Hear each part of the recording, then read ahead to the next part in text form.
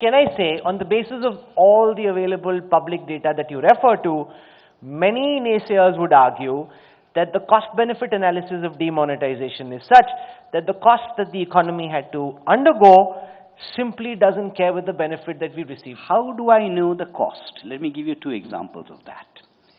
I defy anyone in Harvard, outside Harvard, to prove to me statistically, using data, that GDP growth in India has declined because of demonetization. Impossible to do. What do you think brought down the GDP to 5.7%? BJP party President Amit Shah said it happened for technical reasons. No, wait.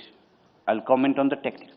The first thing we need to realize is that this structural slowing down of the growth rate has been happening over a period of time.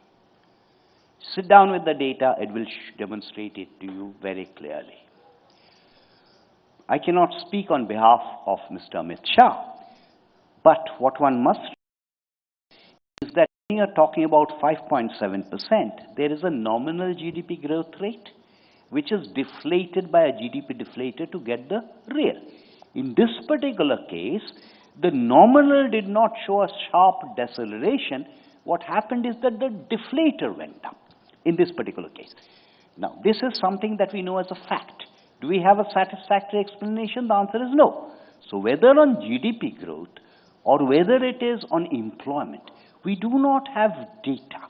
Somewhere down the line we will have the data, but as of today, no, but can I contest this? If you're saying it is structural, the reasons behind the GDP growth rate slipping, then many would question whether demonetization was introduced at the right time, because if you're already seeing a structural slowdown and the economy is kind of slowing down, you need to find ways of speeding it up as opposed to taking a bullet and shooting it into the tire.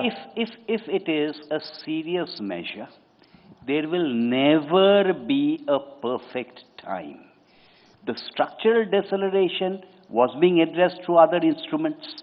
If I wait for the right time and everyone is happy, when everyone happily agrees to something like demonetization, you will never get that date. So you will never do it, which is the reason attempts to institutionally cleanse have not been done for years and years. No, because the other thing that you spoke of was compliance with tax rates. And you said that, you're hoping that a lot more people will be willing to pay tax. And when we talk to people about whether, and we had a bunch of industrialists we were speaking to and asking them about whether more and more people were willing to pay tax post GST. The one thing they said, and I'll cite two particular examples. One is of, say, furniture, where the tax rate is 28%, and the moment you say, oh, you almost need to pay 1/3 extra because of tax, a lot of people wonder and say, hey, do I even want to pay that tax? Or take SuCam, for example, and you've got batteries. Again, you need to pay 28% tax. And then again, people say, do I really want to pay tax, or should I just pay in cash?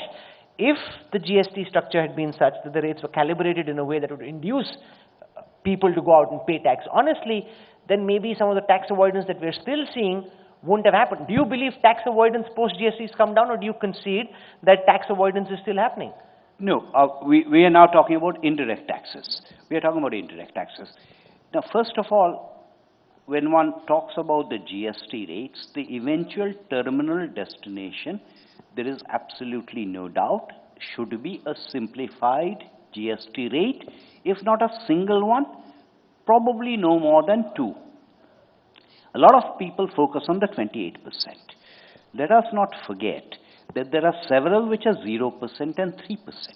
The average GST rate today is actually lower than what a revenue neutral should be. A revenue neutral rate is that rate which is equivalent to whatever rate I earlier had, except that earlier I could not see it. Now with GST, it is visible.